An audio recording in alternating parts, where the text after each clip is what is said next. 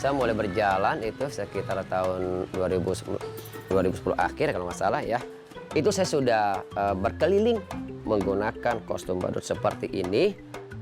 Dengan waktu itu modal buku cerita saya baru ada 15. Siapa yang mau masuk surga?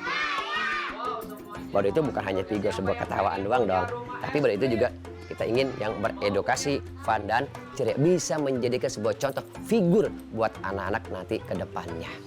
Gak hanya ketawa pulang, enggak.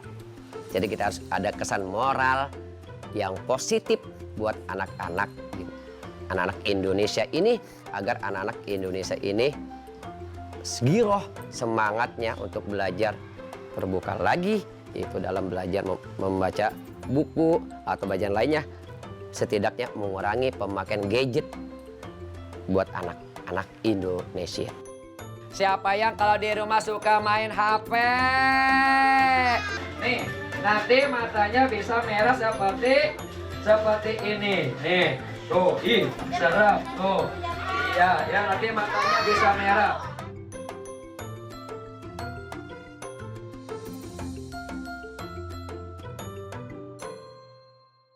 Siapa yang udah dapat hadiah? Oh, gampang. Siapa yang udah dapat hadiah?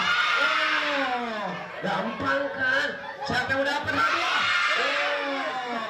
Sebelum saya menjadi badut, ya itu saya bekerja di beberapa perusahaan. Sebetulnya saya badut itu sebagai sampingan saja, karena saya punya gaji pokok. Apa gaji pokok? Saya bekerja di perusahaan. Sebetulnya saya Sabtu Minggu itu libur, jadi saya bisa nyari sampingan, ya kan.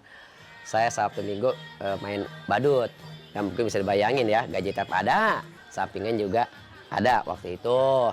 Setelah itu saya ngomong dari ketua yayasan saya waktu itu masih badut umum, itu dalam mengisi acara badut-badut ulang tahun, panggilan-panggilan, ada orang yang manggil untuk acara ulang tahun dan dekorasi balon. Nah, saya curhat dengan ketua yayasan saya, yaitu Yayasan Darussalam An-Nur. Nah, dia punya program, saya dikemas menjadi Abu Nawas Modern. Ya, yaitu mengajar ngaji dengan menggunakan kostum badut. Saya jawab lagi dong, waduh, kalau misalkan saya ngajar pakai kostum badut, apa kata orang? Sesuatu yang baru pasti kan, wow, banyak banget cobaan kita dari Allah.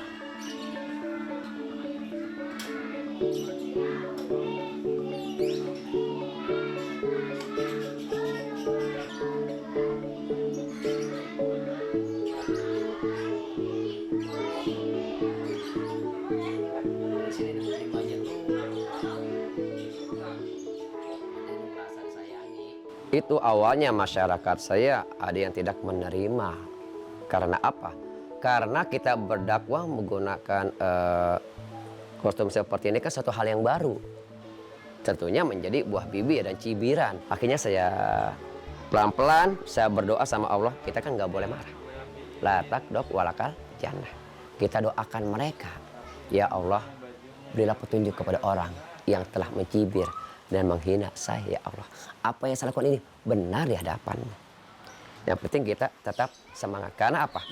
Hidup itu bukan siapa yang terbaik, akan tetapi hidup itu siapa yang mau berbuat baik.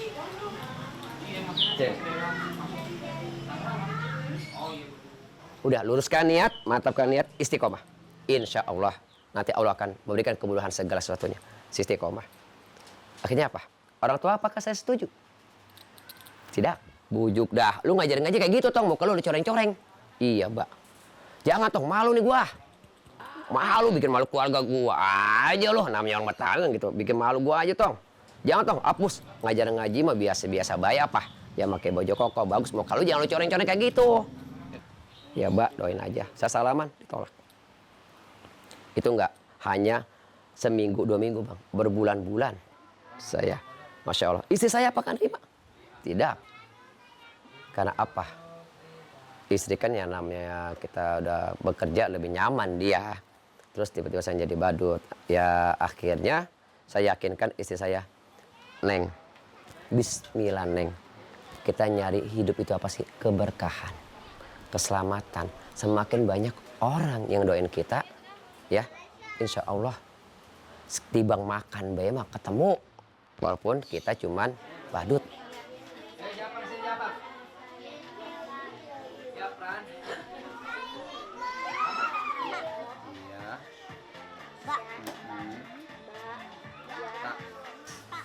Saya dengan modal Bismillahirrahmanirrahim, saya berjalan menggunakan kostum baru seperti ini.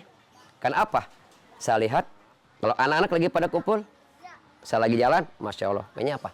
Gadget, HP, sampai dipanggil sama orang tuanya pun nggak di-erwin, dicuekin, kan gitu.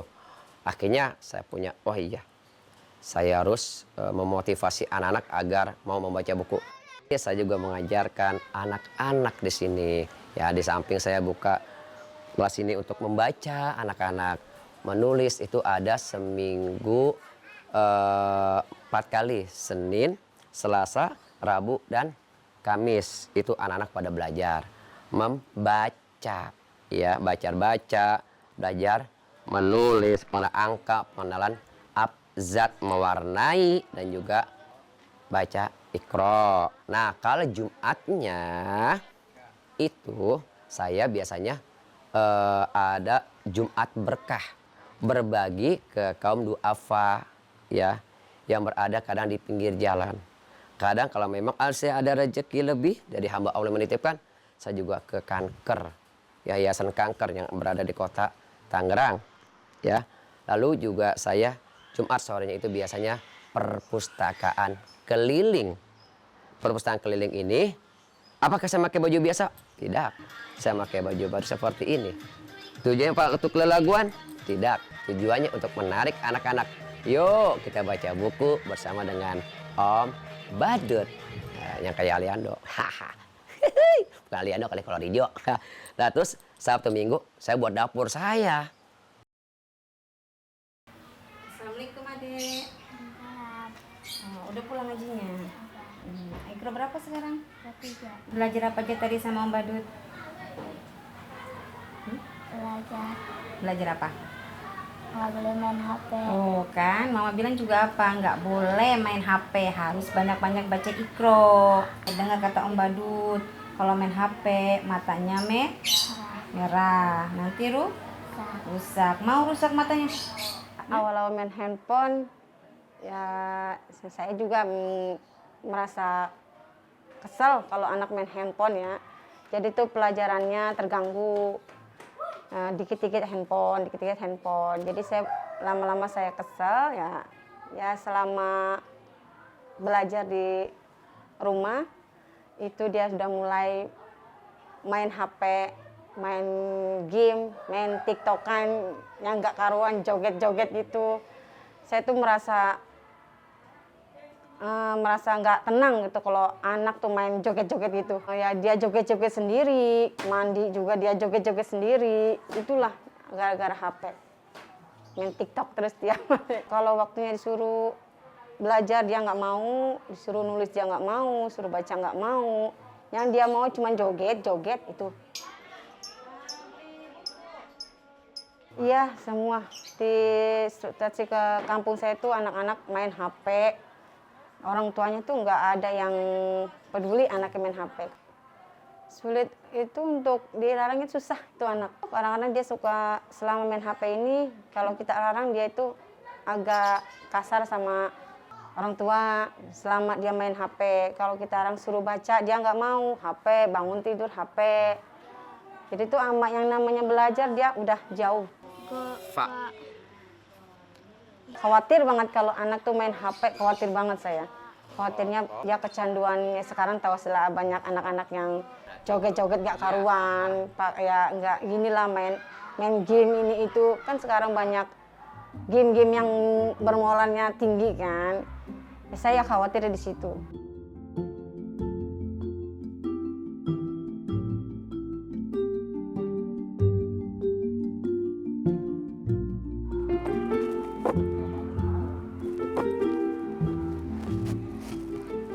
Nah ini, peran ini orang tua juga sekudu berperan, ya.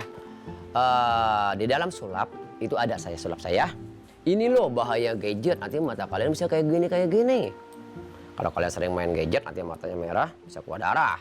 Saya tunjukin ya sulap saya ada. Terus mata kalian bisa buta. Buta itu emang enak, saya gituin kan. Nggak enak om, kata bocah. Orang tuanya gue situ, saya kan ada orang tuanya kon. Otomatis, ibu tolong perhatikan HP anak ibu. Dia buka apa? Dikontrol. Dibuka, takutnya dia main game online. Marilah gemar membaca, karena membaca membuka jendela dunia. Marilah membaca buku, buku itu gudang berserta ilmu. Ibu, ini radiasi HP ini sangat berbahaya. Nggak hanya mata, otak anakmu sangat berbahaya. Kenapa? Gara-gara gadget bocah kadang ngomongnya Masya Allah kalau binatang. Omongan orang dewasa. Iya kan? Omong bocah orang dewasa kan, bocah kecil banget ngomongnya. Wah apa beda disebut nggak binatang. Kalau pergi lagi main game. Waduh binatang udah apa beda dikeluarin tuh. Itulah saya sih tidak munafik. Tapi saya hanya berusaha mengurangi ya gimana caranya ini agar anak-anak Indonesia selain dia juga bermain HP, dia juga tetap gemar membaca buku. Halo kakak yang lagi main HP, halo, bisa dengar? Seharusnya kalian menjadi sebuah figur buat adik-adiknya. Jangan suka bermain HP. Oke, halo ganteng. Oke. Simpan dulu HP-nya. Nah, pinter. Nah, ya. Kalian sudah dewasa, bisa mencontohkan adik-adiknya. Kasih gambaran bahaya bermain HP itu seperti apa. Dengan media. Ada gambar. Kalau nggak ada media, bocah untuk menghayal belum bisa. Emang kita, orang dewasa. Tapi anak-anak itu butuh media. Ada gambar. Nih loh. Tuh, bahaya main gadget. Wah, Iya, pada gini. Nggak ada yang mau lihat. Tuh, makanya saya hanya bisa berusaha aja. Sebisanya yang bisa saya lakukan. Untuk membangun anak-anak bangsa ini. Agar mereka bisa menjadi anak yang berpotensi. Anak yang berakhlakul karimah. Anak yang dengerin apa kata orang tua. Pinter, cerdas. Karena anak ini adalah ujung tombak nanti untuk bangun bangsa kita ini. Generasi penerus bangsa Indonesia. Siapa yang mau baca buku di depan nanti dapat hadiah. Oke mau, ayo sini. Pinter nih. Sini. Kamu baca buku apa?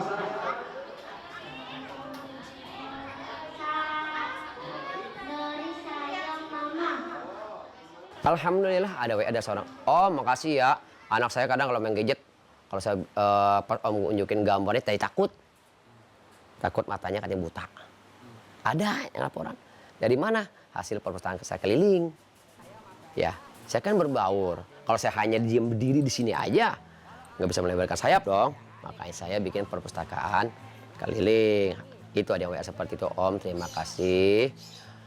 Telah ngajarin anak saya jadi berkurang main HP-nya kayak gitu. Tidak ada kata terlambat bagi kita untuk belajar, apalagi untuk membaca Al-Quran, baik itu anak-anak maupun usia yang sudah lanjut ya. Tidak ada kata terlambat. Kalau kita rajin membaca, insya Allah nanti Allah juga akan memberikan kemudahan kepada kita dan kita pasti bisa untuk membaca Al-Quran. Yang penting kita yakin, optimis bahwa kita juga bisa untuk membaca Al-Quran. Walaupun saya sudah tua, saya harus bisa membaca Al-Quran.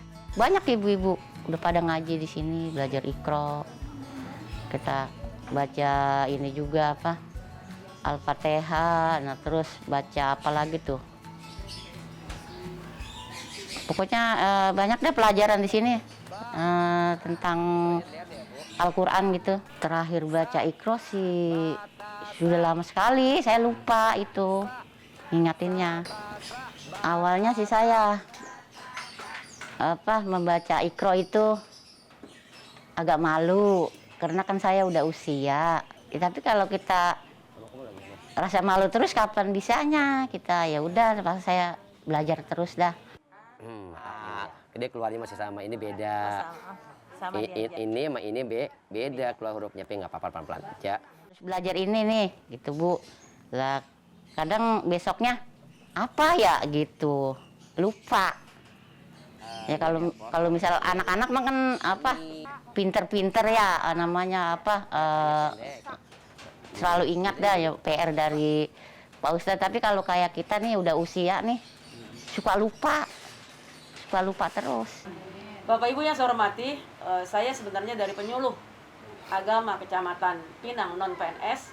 Pada tahun-tahun ini kita semua berkampanye mengenai pemberantasan buta aksara Al-Quran. Jadi subhanallah di kota Tangerang ini, bahkan Provinsi Banten ini, jangan sampai ada ibu-ibu yang nggak bisa baca Al-Quran. Untuk dasar saya mengajarkan kepada bapak-bapak atau ibu-ibu atau para lansia yang belum bisa membaca Al-Quran. Yaitu yang pertama membantu program daripada pemerintah Kota Tangerang. Yang mana pemerintah Kota Tangerang punya program jangan sampai para lansia ini buta huruf untuk membaca Al-Quran.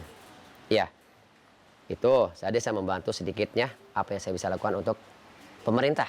Nah, ibu-ibu di sini berkumpul yaitu dalam rangka belajar baca tulis huruf Al-Quran ya. Karena memang ini juga merupakan program dari pemerintah, khususnya juga di Sudimara Pinang ini. Kalau untuk para lansia ini itu nggak mudah seperti anak-anak ya. Orang tua itu nggak mudah seperti anak-anak. Bahkan lebih-lebihan daripada bocah. Kalau orang tua, apalagi yang udah tua. Ya karena manusia kan kadang ada pendengarnya kurang. Jadi ada metode khusus kita kalau menangani para orang tua apalagi yang udah lansia berat, mudah tersinggung. Nasihatin pelan-pelan. Pok, empok malu mana pok? Kalau udah mati mama, siapa yang nolongin kita?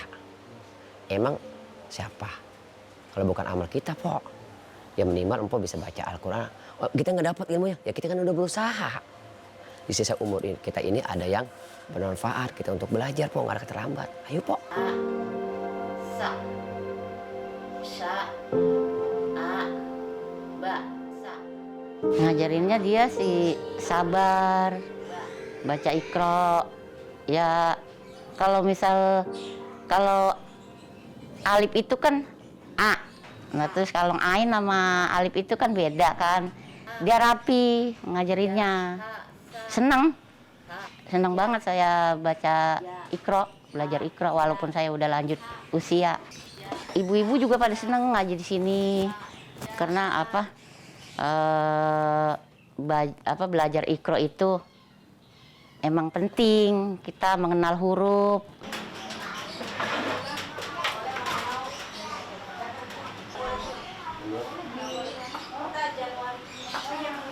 Udah 1 tahun di Taman Baca Badut Syariah. Dia itu melihat teman-temannya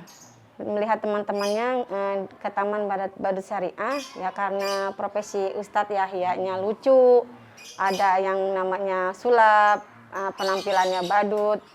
Jadi dia mau ngaji di Ustadz Yahya Badut. Alhamdulillah perubahannya udah bisa doa-doa harian, yang masalah HP sudah dilupakan. Sudah mau menulis, sudah mau baca Iqra, itu alhamdulillah saya. Mengurangi proses dia main HP sekitar 5 bulan saya. Saya pantau 5 bulan, saya terusin biar dia berhenti yang namanya handphone.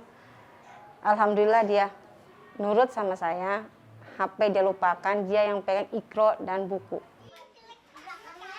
Syukur alhamdulillah ya kepada Bapak Ustadz Yahya yang sudah mengadakan Taman Baca Badut Syariah. Anak saya mengikuti jejak-jejak teman yang di Taman Badut Syariah. Syukur saya bimbing dia di situ. Alhamdulillah dia udah bisa melupakan namanya HP selama dia di Taman Baca Badut Syariah. Mana gambarnya? Mana yuk?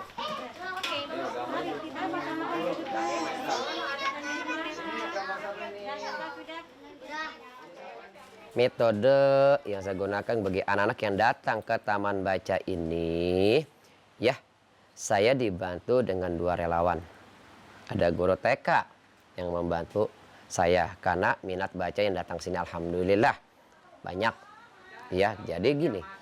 Walaupun mereka datang sini setidaknya mereka belum sekolah, mereka bisa kenal huruf. Ya, tujuannya memberikan kemudahan bagi para orang tua yang barangkali di TK mereka dapat pelajarannya kurang. Di sini kita bisa sedikit membantu dari pelajaran membaca abjad, ya, bahasa Indonesia. Terus ada juga kalau yang anak-anak yang belum bisa baca dan nulis ya, tingkat PAUD gitu kan, itu kita belajarin dengan angka, dengan kadang nyanyi-nyanyian. Mereka lebih senang dong kalau nyanyi-nyanyian kan gitu, karena namanya anak-anak. Dan anak-anak kita harus lebih paham. Kita nggak boleh kaku kalau dari anak-anak mah. Saya ingin pelan-pelan saya ini menjadi figur sebagai orang tuanya. Karena Islam rahmatan lil alamin, ya.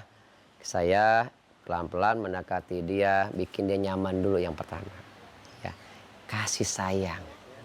Dengan dari gerak tubuh kita aja mereka sudah mengetahui anak itu peka.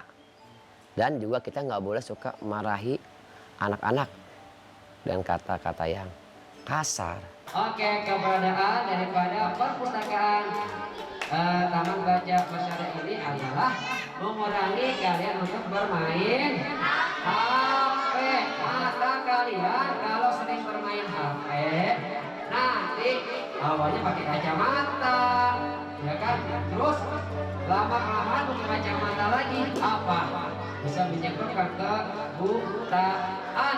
Ya mudah-mudahan sih ya belajar biar bisa bertambah lagi, tempat Taman Baca Baru Syariah bisa bagus lagi, bertambah gurunya juga. Semangat belajar, kita jangan malas-malas, walaupun kita udah usia, kita harus rajin belajar buat akhir depan kita lah. Yang penting adalah Taman Baca Baru ini punya logo cerdas bersama meraih masa depan. Rajin sholatnya, rajin sekolahnya, rajin ngumpulnya.